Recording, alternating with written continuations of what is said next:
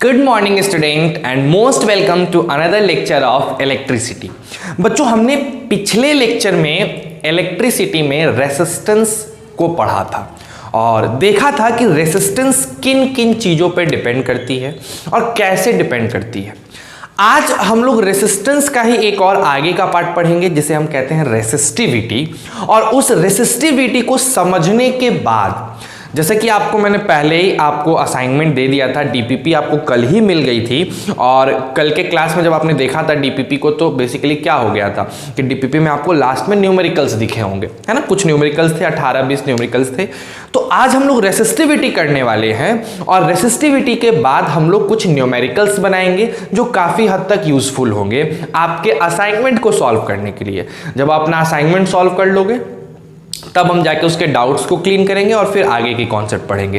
तो आज का मेन थीम है रेसिस्टिविटी और उसके साथ कुछ अच्छे न्यूमेरिकल्स ओम्स लॉ से लेके अभी तक के। समझ गए ना बात को? चलो तो बिना देर किए स्टार्ट करते हैं अपने आज का लेक्चर। आप लाइक करिए, शेयर करिए, सब्सक्राइब करिए और सबसे इंपॉर्टेंट बात, प्रेजेंट सर लिखना नहीं भूलिएगा, ठीक है।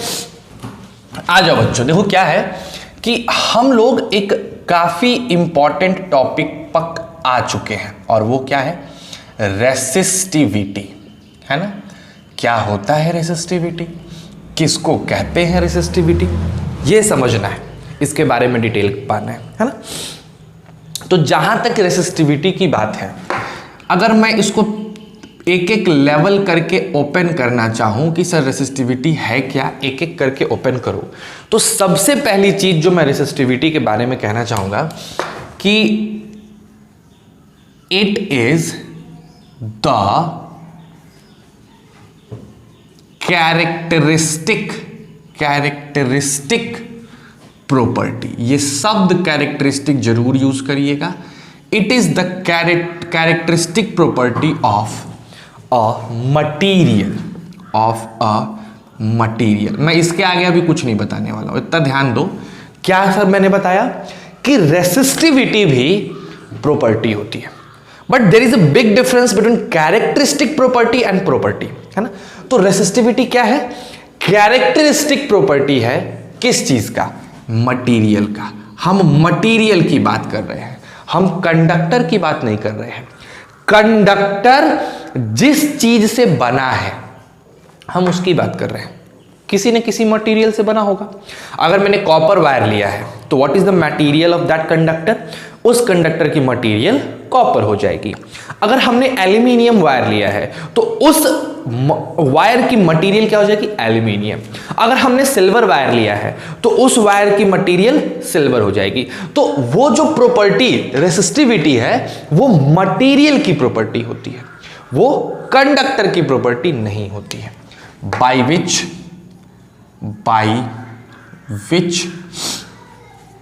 It opposes the flow of charge। लो भाई साहब, मटेरियल की प्रॉपर्टी, मटेरियल की कैरेक्टरिस्टिक प्रॉपर्टी जिसके वजह से वो फ्लो ऑफ चार्ज को अपोज करता हो यानी रोकता हो, उसको हम लोग क्या कहते हैं? रेसिस्टिविटी। तो sir what is the difference between resistance and resistivity? Resistance also opposes the flow of charge, resistivity also opposes the flow of the charge. Then both have same work. Resistance also opposes, resistivity also opposes. Then what is the difference? My students, there is a big difference, very very big difference. Resistance opposes the flow of charge, that is correct. Resistivity also opposes the flow of charge, that is also very correct. But resistance is the property of conductor. Resistance is the property of conductor and resistivity on other hand is the property of material. मेरे भाई साहब, resistance भी charge के flow को oppose करता है, resistivity भी charge के फ्लो को अपोज करता है। लेकिन रेसिस्टेंस कंडक्टर की प्रॉपर्टी होती है। कंडक्टर के शेप एंड साइज को चेंज कर दोगे, रेसिस्टेंस बदल जाएगा। कंडक्टर छोटा कर दिए, रेसिस्टेंस बदल गया, बड़ा कर दिए, रेसिस्टेंस बदल गया। समझ रहे हो? कंडक्टर का मोटाई बढ़ा दिए, रेसिस्टेंस बदल गया। कंडक्टर में बदलाव ला दिए, कैसा भी बदलाव, रेसिस्टेंस बदल गया।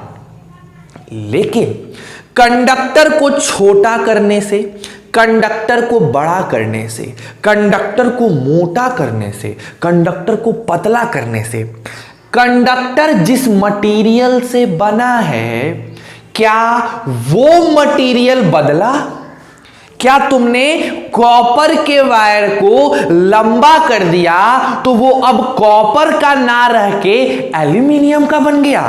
नहीं, अभी भी कॉपर का है, बस उसकी लंबाई बढ़ गई है। एक एल्यूमिनियम के वायर को अगर आप छोटा कर देते हैं तो क्या एल्यूमिनियम का वायर सोना का तार बन जाएगा? अरे नहीं बनेगा बेवकूफों, वो अभी भी एल्यूमिनियम है, बस क्या हो गया है, छोटा हो गया है। तो कंडक्टर के शेप कंडक्टर के शेप एंड साइज को बदलने से मटेरियल नहीं बदलता है। और अगर मटेरियल नहीं बदलेगा तो क्या रेसिस्टिविटी बदलेगी? नहीं बदलेगी। बस यही अंतर है। रेसिस्टेंस चार्ज के फ्लो को अपोज करेगा, सेम उसी तरीके से रेसिस्टिविटी भी चार्ज के फ्लोज को अपोज करेगा। लेकिन रेसिस्टेंस में क्या है कि आपने कंडक्टर को बदल दिया, कंडक्टर के शेप एंड साइज को बदल दिया, कंडक्टर के डायमेंशंस को बदल दिया, उसकी लंबाई बदल दिए, उसकी चौड़ाई बदल दिए, तो रेसिस्टेंस बदल जाएगा। लेकिन रेसिस्टिविटी में कंडक्टर को तोड़ दो, मरोड़ दो, छोटा कर दो, एकदम इतनी ट्यू कर दो, लेकिन उसकी रेसिस्टिविटी क्या रहेगी? सेम रहेगी। बिकॉज रेसिस्टिविटी कंडक्टर की प्रॉपर्टी नहीं होती है, वो मटेरियल की प्रॉपर्टी होती है। जब तक आप मटेरियल नहीं बदलोगे तब तक आपकी रेसिस्टिविटी नहीं बदलने वाली। आ गई बात समझ में? थोड़ा और क्लैरिटी लाते हैं। ऐसे समझो, मान लो मेरे पास एक कंडक्टर था, एकदम आराम समझिएगा, एकदम आराम से। मेरे पास एक कंडक्टर था और ये कंडक्टर का नाम मैंने रख दिया AB, ठीक है। इस कंडक्टर की जो लंबाई है मेरे बालकों, वो L लेंथ की थी। और अगर मैं इसके एरिया ऑफ क्रॉस सेक्शन की बात करूं, एरिया ऑफ क्रॉस सेक्शन की, तो ये A था, ठीक है। तब तो मेरे को कुछ इसका नाम अलग रखना पड़ेगा, तो इसका नाम A' रख दो, एरिया A ले लो, ठीक है। अब हमने क्या किया कि इसको काट दिया, काट के दो अलग अलग कंडक्टर बना दिए, टक टक, बीच में से तो खचाक से काट दिए, ऐसे कट गए। कटने के बाद भाई कुछ कहानी ऐसी हो रही है, टकाक टकाक, दो छोटे छोटे बन गए भाई, छोटे छोटे कंडक्टर बन गए ना, काट दिए हमने, तार को तोड़ दिया, ऐसे कंडक्टर को तोड़ दिया, है ना। तो पहले जो इसकी लेंथ थी मेरे बालकों, वो L/2 थी, L थी, अब L/2 हो गई है। इसकी भी लेंथ क्या हो गई? L/2 हो गई।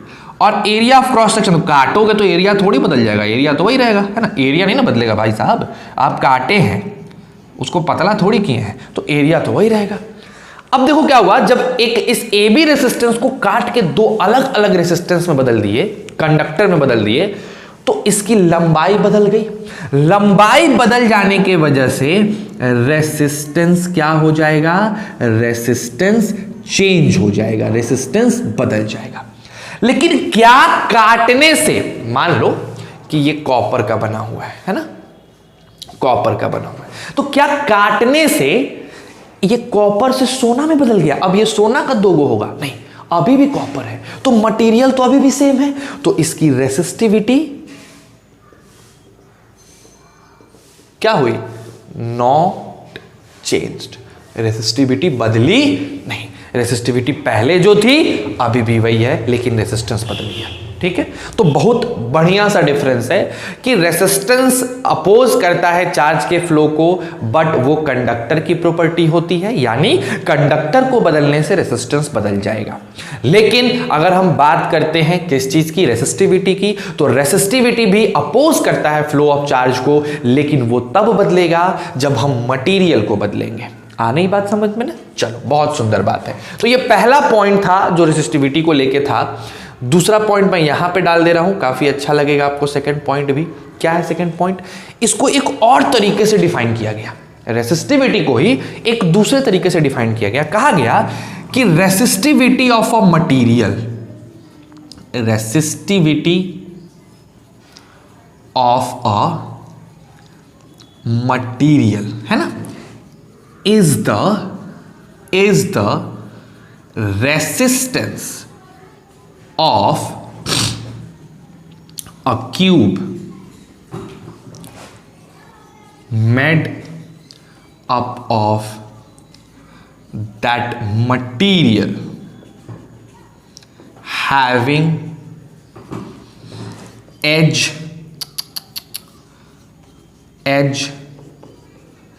length 1 metre.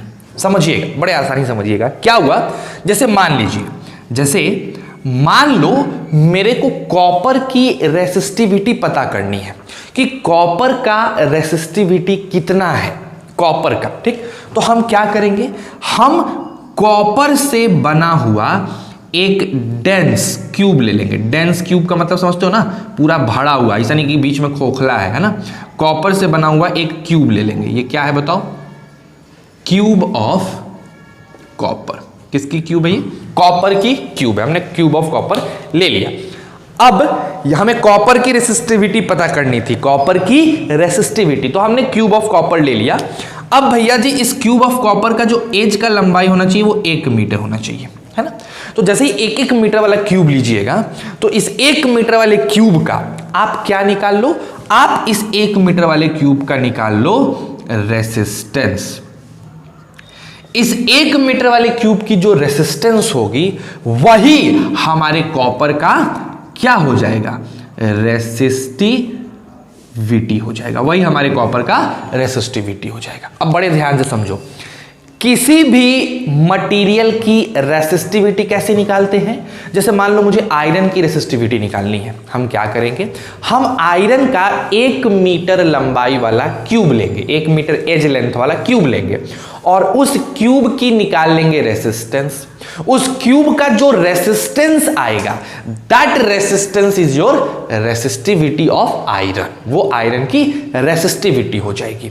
अगर मान लो मुझे गोल्ड का रेसिस्टिविटी पता करना है, तो क्या करेंगे, गोल्ड का 1 सेंटीमीटर वाला, 1 मीटर वाला क्या ले लेंगे, क्यूब ले लेंगे और उस क्यूब की क्या निकाल लेंगे, रेसिस्टेंस। तो उस क्यूब का जो रेसिस्टेंस आएगा वो गोल्ड की रेसिस्टिविटी हो जाएगी। तो वही मैं बोल रहा हूं कि रेसिस्टिविटी किसी भी मटेरियल का रेसिस्टेंस होता है क्यूब का, जो बना होता है उसी मटेरियल से, और उस क्यूब की एज लेंथ कितनी होती है, 1 मीटर होती है। Got it?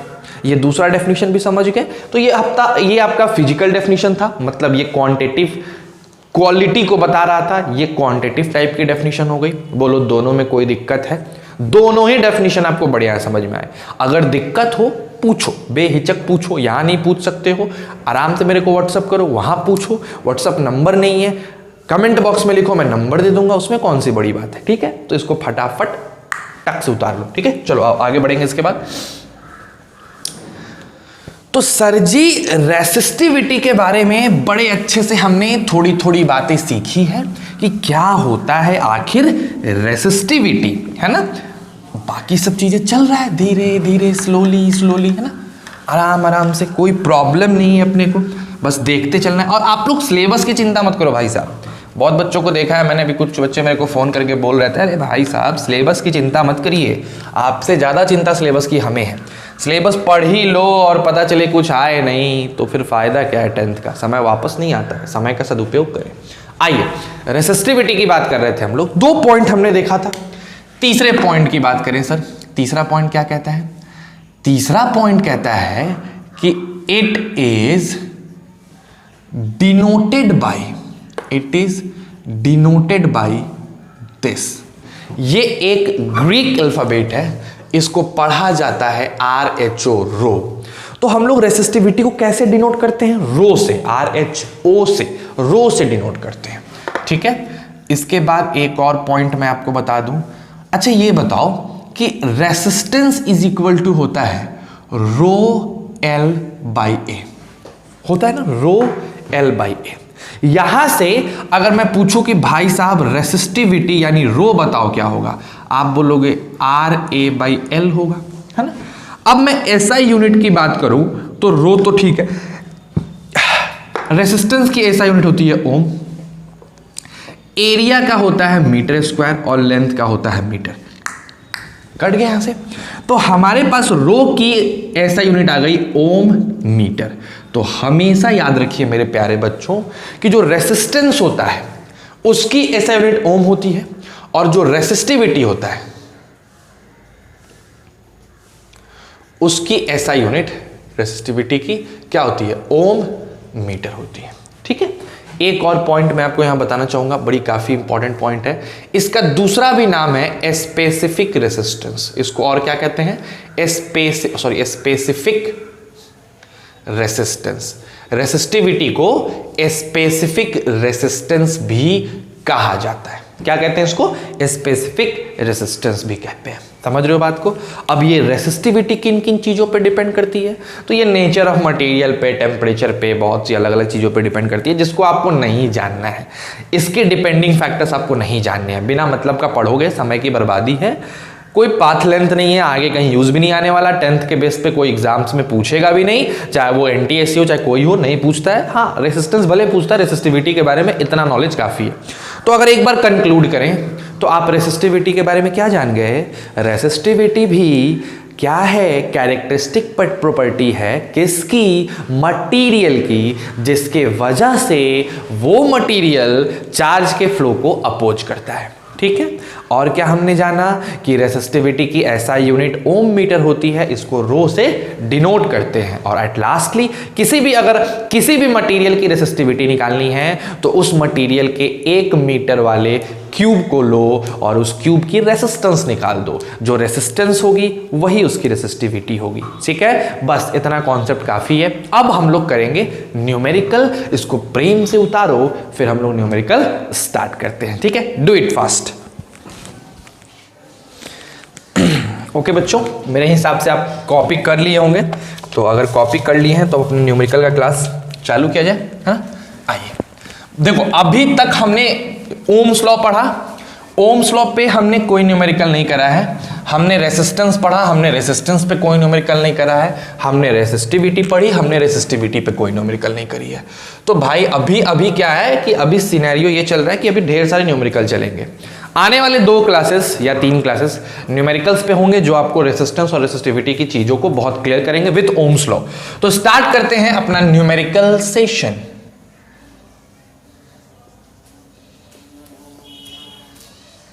Numerical session. ठीक है बच्चों, देखो ध्यान से देखो क्या कर सकते हैं। सबसे पहला जो क्वेश्चन है बाबू आपके न्यूमेरिकल सेशन का, एक एक क्वेश्चन मैं आप लोगों को करा रहा हूं। सिंपल सा क्वेश्चन है कि a toaster of resistance 100 ohm, a toaster समझते हो ना, सबके घर में होगा। A toaster of resistance 100 ohm, है ना, is connected to 220 volt line, is connected to 220 volt line, है ना। हमारे घर पे जो यूजुअल सप्लाई होती है करंट की वो 220 वोल्ट की होती है ना, पोटेंशियल 220 वोल्ट का होता है। कैलकुलेट द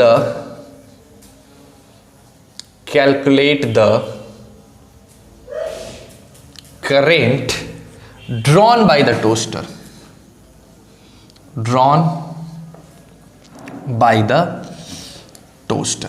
अब समझो, मेरे क्वेश्चन को समझो। आपके घर में एक टोस्टर है, उस टोस्टर की रेसिस्टेंस आपको पता है। तो हमारा देखो कभी भी अप्रोच करने का तरीका देखो क्या होता है, क्वेश्चंस को अप्रोच करने का एल्गोरिदम क्या समझो। जो चीज पहले दिया है, फिजिक्स में यही काम करते हैं, जो चीज दिया है उसको आराम आराम से लिख लो पहले। तो क्या दे रहा है कि एक टोस्टर की रेसिस्टेंस कितनी है, 100 ओम। तो हम क्या लिखेंगे, अकॉर्डिंग टू क्वेश्चन क्या लिखोगे बताओ बच्चों, रेसिस्टेंस ऑफ द टोस्टर। उस टोस्टर की रेसिस्टेंस कितनी है, तो आपने बोला सर 100 ओम है, 100 ओम है रेसिस्टेंस, बहुत अच्छी बात है। Now that toaster is connected with a 220 volt line. तो 220 वोल्ट कहने का मतलब क्या है कि उस टोस्टर के अक्रॉस जो पोटेंशियल है वो 220 वोल्ट का है। तो हम क्या लिखेंगे, पोटेंशियल अक्रॉस द टोस्टर कितने वोल्ट का है, 220 वोल्ट का है ना। अब क्या पता लगाना है, करंट निकालना है। तो क्या लिखेंगे, वी हैव टू फाइंड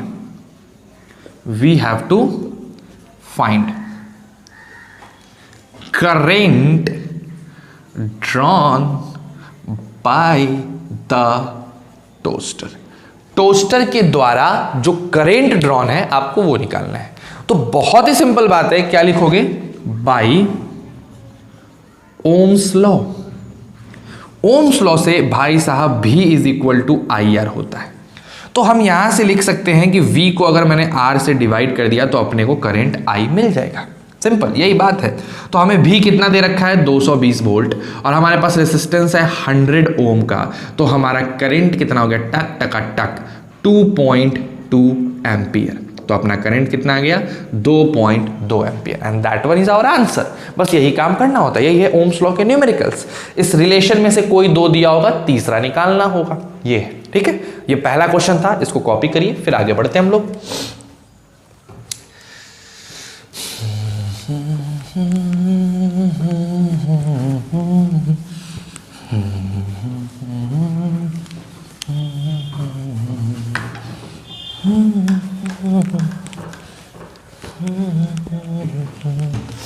चलिए बच्चों, पहले क्वेश्चन के बाद हम लोग आते हैं अपने आज के दूसरे क्वेश्चन पे। दूसरा क्वेश्चन है इलेक्ट्रिक आयरन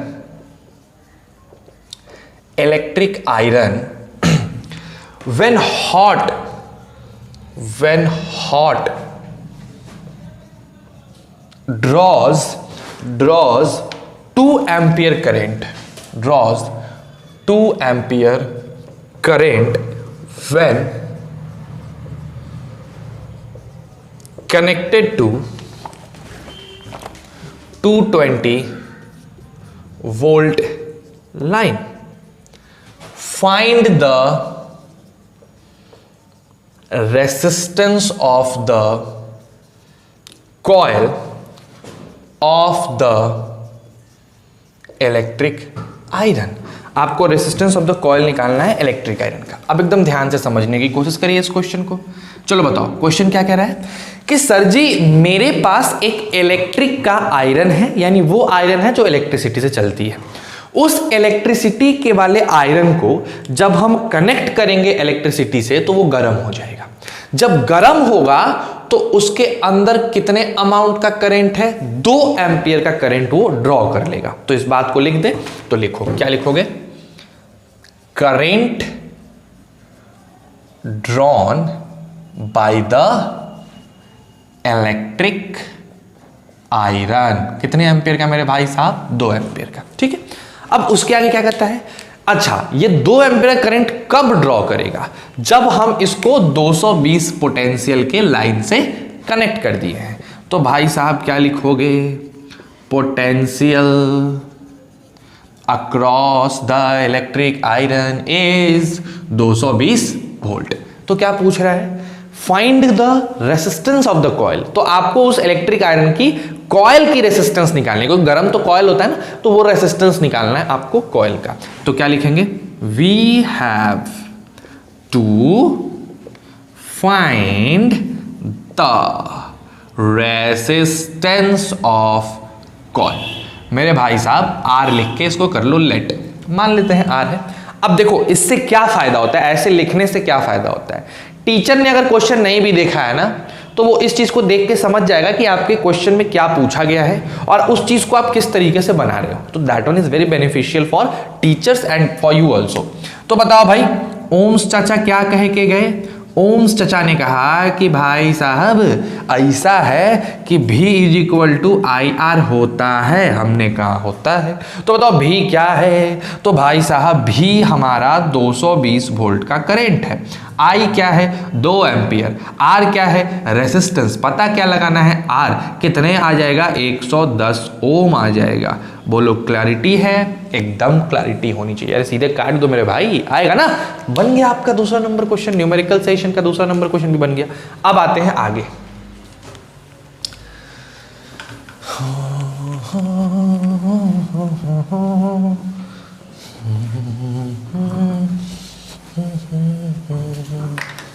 तीसरे नंबर क्वेश्चन पे, ठीक है, आ जाओ। बढ़िया से उतार लेना सारे क्वेश्चंस को और प्रैक्टिस करना। प्रैक्टिस करने के लिए मैंने क्वेश्चन दिए हैं। थर्ड नंबर पे आओ। थर्ड नंबर क्वेश्चन भी काफी अच्छा क्वेश्चन है, बहुत अच्छा है मेरे लिए तो, हमको बड़ा अच्छा लगता है ये question. Aluminium wire of resistance capital R is pooled, मतलब खींच दिया गया, so that its length becomes 4 times its original length, है ना। ओरिजिनल लेंथ का 4 गुना बन जाएगा। अब पूछता है find the new resistance of the wire in terms of its original resistance. चलो पहले क्वेश्चन समझते हैं, है ना। सबसे इंपॉर्टेंट चीज होती है फिजिक्स में क्वेश्चन को समझना। क्वेश्चन ही नहीं समझ में आएगा तो कितना भी मेहनत कर लो भाई साहब, बनने वाला नहीं है ना। आज क्वेश्चन क्या है? Aluminium wire of resistance R, एक एल्यूमिनियम वायर है। चलो भाई साहब हम एक एल्यूमिनियम वायर को यहां पे दिखा देते हैं। मान लो ये मेरा एल्यूमिनियम का वायर है, इसकी रेसिस्टेंस कितनी है तो लिख देते हैं यहां पे, भाई साहब का रेसिस्टेंस है आर, है ना। Is pulled. अच्छा एक बात बताओ, जब इसका रेसिस्टेंस आर है तो ये एल रहा होगा, लेंथ कुछ तो लेंथ रहा होगा, लेट कर लो लेंथ ए है, और इसके क्रॉस सेक्शन एरिया को मान लो ए है ना। अब क्या कहा गया कि इसको खींचा गया, खींचना मतलब पूल्ड, खींच दिया। कैसे? कोई दमदार बंदा है, ये दम लगा के खींच दिया। जब इसको खींचोगे मेरे भाई साहब तो क्या हो जाएगा, इसका लेंथ कितना हो गया, 4 गुना। बाप रे, मतलब ये तो एकदम पतला हो गया होगा, इसका लेंथ हो गया 4 गुना। सोचो 4 गुना लेंथ हो गया, यानी पहले लेंथ एल था, अब इसका लेंथ हो चुका है 4L। अब एक बात बताओ यार, एक मोटे इंसान को खींच दोगे, खींच के लंबड़ा दोगे उसको, तो लंबा तो हो जाएगा लेकिन पतला तो हो जाएगा। तो कितना गुना लंबा हुआ है, 4 गुना। तो अगर 4 गुना लंबा हुआ तो एरिया तो कम हुआ होगा, एरिया कितना हो गया होगा मेरे बालक, तो अब एरिया हो गया होगा A/4। कितना टाइम्स हो गया होगा, A/4। तो राइट नाउ सिचुएशन ऐसा है कि एक कंडक्टर है जिसकी लेंथ 4L है और एरिया A/4 है। हमारे पास एक कंडक्टर आ गया जिसकी लेंथ 4L हो गई और एरिया A/4 आ गया। ये कंडक्टर मिला कैसे, इस पुरनका कंडक्टर को खींच मारे मिल गया, ठीक है। पुरनका कंडक्टर की लेंथ L थी, एरिया A था और रेजिस्टेंस R था, ठीक। अब बोलता है अच्छा एक बात बताओ, खींचने से मटेरियल बदल गया क्या? नहीं, यानी दोनों का रेसिस्टिविटी क्या होगी, सेम। इसकी भी रेसिस्टिविटी रो होगी, इसकी भी रो होगी। तो यहां पे इसका रेसिस्टिविटी मान लो, रेसिस्टिविटी को रो ले लो, है ना, और सेम रेसिस्टिविटी वहां भी हो जाएगा। तो अब बोल रहा है कि इस वाले का रेसिस्टेंस बताओ, नए वाले का रेसिस्टेंस बताओ पुराने के रिस्पेक्ट में। तो भाई साहब एक बात बताओ मेरे को, ये पुराना वाला रेसिस्टेंस R है, फॉर्मूला से ये हो जाएगा रो, लेंथ के जगह L और एरिया के जगह A। ये मेरा पुराना वाला रेसिस्टेंस है, इसको 1 मान लो, इक्वेशन 1। अब नए वाले में आते हैं, ठीक। चलो बताओ, नए वाले में रेसिस्टेंस को लिखते हैं R new. I am really sorry, R new हमने लिख दिया, प्रॉब्लम है। एक सेकेंड रुक जाओ बच्चों।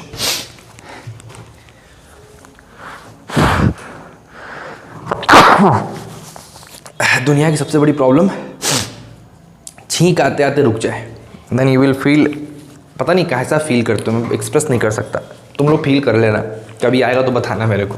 R न्यू है ना, तो R न्यू क्या हो जाएगा सर, न्यू लेंथ, नया वाला लेंथ है ना, into resistivity. By new area. तो बताओ भाई, अगर हम आर न्यू की बात करें तो मेरा न्यू लेंथ कितना है 4L, रेसिस्टिविटी रो है, और मेरा एरिया कितना हो गया A/4 है ना। तो ये 4 ऊपर चला जाएगा तो कितना हो जाएगा 16L रो बाई A। भाई साहब ये 16 तो ठीक है, L rho by A, L rho by A पुरन का R है तो यहाँ R लिख दो। तो सिंपल कहानी आ गई कि मेरा जो नया वाला R है वो 16 गुना पुराना वाला R के बराबर आ जाएगा। और इस टाइप के क्वेश्चंस बहुत पूछे जाते हैं, खींच दिया, खींच के डबल कर दिया, है ना। हम अभी इस पे बहुत क्वेश्चन करेंगे। देखो समझो, आज का जो क्वेश्चन सेशन है ना वो मिसलेनियस है, मतलब आपको अलग अलग जगहों से क्वेश्चन कराई जा रही है। कल से जो क्वेश्चन सेशन स्टार्ट होगा वो फॉर्मूला वाइज होगा। मैं टॉपिक दूंगा numerical session on V is equal to IR, तो सिर्फ V is equal to IR के क्वेश्चंस करेंगे। फिर आएगा numerical session is equal to resistance is equal to rho L by A, तो सिर्फ उस पे क्वेश्चन करेंगे।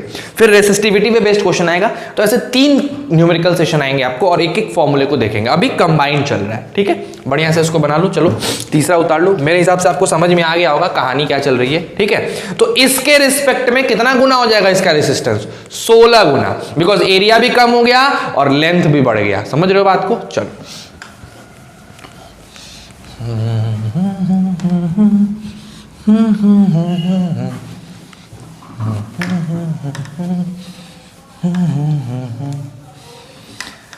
भाई साहब, तो तीसरा नंबर क्वेश्चन भी अपना हो चुका। अब आते हैं बच्चों चौथे नंबर क्वेश्चन पे। चौथा नंबर न्यूमेरिकल क्या है? Calculate the resistance of aluminium wire. Calculate the resistance of aluminium wire. Aluminium wire की आपको रेसिस्टेंस कैलकुलेट करनी है ऑफ लेंथ 60 सेंटीमीटर। लेंथ कितना है एल्यूमिनियम वायर का? 60 centimetre. And cross sectional area 1 millimetre square. अब पूछता है the specific resistance of aluminium is 2.6 into 10 पे पावर -8 ओम मीटर। ठीक है भाई, आज जाओ, सिंपल सी बात है भाई साहब। क्या कहना है आपको? एक एल्यूमिनियम की वायर दी गई है, उस एल्यूमिनियम के वायर का लंबाई पता है, लेंथ पता है, उसका क्रॉस सेक्शनल एरिया पता है, उसकी रेसिस्टिविटी जिसको हम लोग स्पेसिफिक रेसिस्टेंस भी कहते हैं वो भी पता है। बोल रहा है रेसिस्टेंस कैलकुलेट करिए। एकदम सिंपल सी बात है, एकदम सिंपल सी बात। चलो बताओ, ये जो मेरी एल्युमिनियम की वायर है, इस एल्युमिनियम के वायर की लंबाई कितनी है? लंबाई है 60 सेंटीमीटर। भाई साहब इसको लिखा जाता है 60/100 मीटर। ठीक है, ऐसे लिख सकते हो। तो यानी ये हो गया 6/10 मीटर, ये लंबाई हो गई मेरे भाई साहब। अगर हम इससे पूछे मेरे बच्चों कि इसका एरिया बताओ, तो आप एरिया क्या बताओगे? 1 mm स्क्वायर। भाई बहुत दिक्कत है, एरिया हमें मीटर स्क्वायर में चाहिए, तो हम कैसे लिखेंगे? 1 mm स्क्वायर को लिखेंगे 1 mm इंटू 1 mm। इस mm को 10 से करोगे कि 100 से करोगे? चलो बताओ, mm को सेंटीमीटर में बदलना है, 10 से करोगे या किससे करोगे, ये अब तुमको बताना है। चलो बताओ, जल्दी से बताओ, फटाक से, बहुत कम टाइम है। लिखो, सबके सब कमेंट बॉक्स में लिखो, मुझे जानना है कि mm को आप कैसे बदलोगे सेंटीमीटर में। चलिए बताइए फटाक से।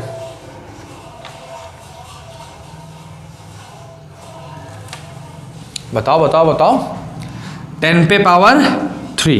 तो ये जो mm है ना, देखो इसको mm को अगर बदलना होता है ना मीटर स्क्वायर को, मीटर स्क्वायर में तो लिख दो 1 इंटू 10 पे पावर -6 मीटर स्क्वायर। -6 में बदल जाएगा। ठीक है, अगर 1 मीटर होता तो 10 पे पावर -3 मीटर में बदलता, लेकिन सिंस ये मीटर स्क्वायर है तो 10 पे पावर -6 हो जाएगा। बोलो कोई दिक्कत? ये एरिया आ गया अपना। एरिया के बाद हम बात करेंगे स्पेसिफिक रेसिस्टेंस की, यानी रो की। रो कितना है अपना बताओ? 2.6 इंटू 10 पे पावर -8 ओम मीटर। अब हमसे क्या पूछ रहा है? रेसिस्टेंस। आ जाओ, फॉर्मूला बताओ रेसिस्टेंस का। कितना सिंपल है, रो L/A। तो तो r हो गया, रो की जगह लिख दो 2.6 इंटू 10 पे पावर -8। लेंथ की जगह क्या हो जाएगा, लेंथ की जगह हो जाएगा 6 इंटू 10 पे पावर -1 डिवाइडेड बाई नीचे हो जाएगा 10 पे पावर -6। भाई साहब आप जानते हैं 6 के 36 कैरी 3, 6 2 12 3 15, 15.6 इंटू 10 पे पावर -9 प्लस 6। तो आंसर हो जाएगा रेसिस्टेंस का 1.56 इंटू 10 पे पावर -3 है, तो एक घसक गया -2 ohm. This is your correct answer, 1.56 into 10 पे पावर -2 ओम। तो फटाक से इसको उतार लीजिए बच्चों, फिर हम लोग आएंगे 5वें नंबर पे। जल्दी से उतारो।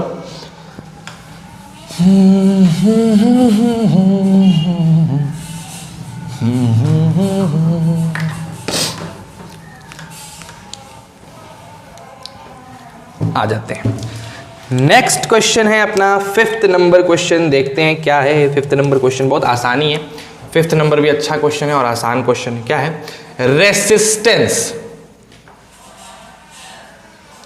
Of a conductor of length 1 metre and cross sectional area of 1 millimeter square is 8 ohm। अच्छा, फाइंड द रेसिस्टिविटी यानी रो। भाई सिंपल सी बात है, आपकी बार कहानी थोड़ी पलट गई। आपको एक कंडक्टर का लंबाई पता है, उसका क्रॉस सेक्शनल एरिया पता है, उसकी रेसिस्टेंस पता है, आपको उसकी रेसिस्टिविटी निकालनी है। एकदम सिंपल बात है। बताओ R इज इक्वल टू क्या होता है, रो L बाई ए। L पता, A पता, R पता, रो निकालना है, कौन सी बड़ी बात। R की जगह बताओ क्या लिख दोगे 8, रेसिस्टिविटी नहीं पता, लेंथ की जगह लिख दोगे 1, एरिया की जगह लिखोगे 1 इंटू 10 पे पावर -6, रेसिस्टिविटी आ जाएगी 8 इंटू 10 पे पावर -6 ओम मीटर। देख लो भाई, यही है अपना 5वां नंबर क्वेश्चन। ठीक है, क्लैरिटी है। तो बस आज के लिए इतने क्वेश्चंस काफी हैं, मिला जुला सरकार है। अब आप क्या करो, बढ़िया से ओम्स लॉ, रेसिस्टेंस और रेसिस्टिविटी को रिवाइज करो। रिवाइज करने के बाद मेरे प्यारे बच्चों, जो मैंने तुम्हें न्यूमेरिकल सेशन 2 दिया था, कल का जो असाइनमेंट था, उसका लिंक मैं आज के भी डिस्क्रिप्शन बॉक्स में डाल दूंगा।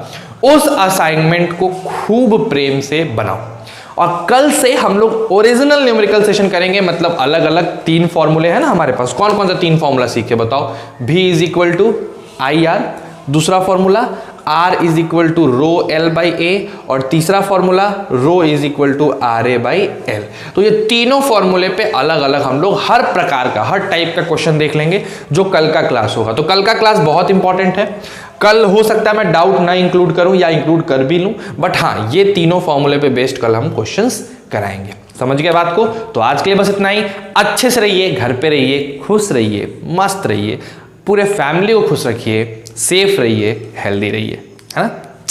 बढ़िया।